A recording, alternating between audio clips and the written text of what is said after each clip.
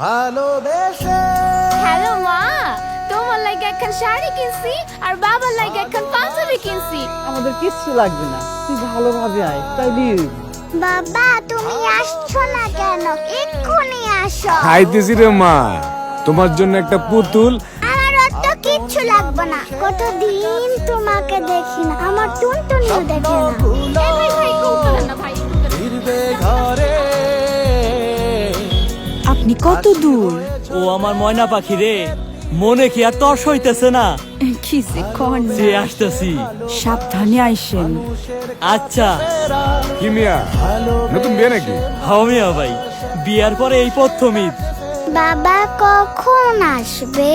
আমি তোমার জন্য কখন থেকে খাবার রান্না করে রেখেছি। এই তো মা, চলে এলাম বলে। ভালোবেসে। হ্যালো মা। কি রে ভাই, এত দেরি কেন?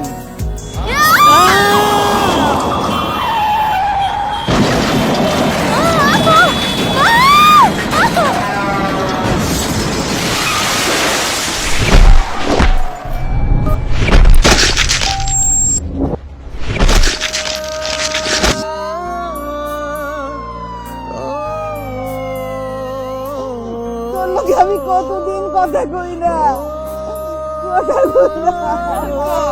কথা কও তুমি।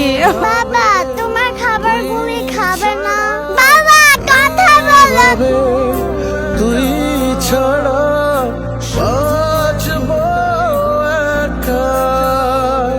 এ ধরনের দুঃখজনক ঘটনা আমাদের কারোই কাম্য নয়। তাই গাড়ির ছাদে পণ্যবাহী পরিবহনে যাত্রী হিসাবে উঠবেন না।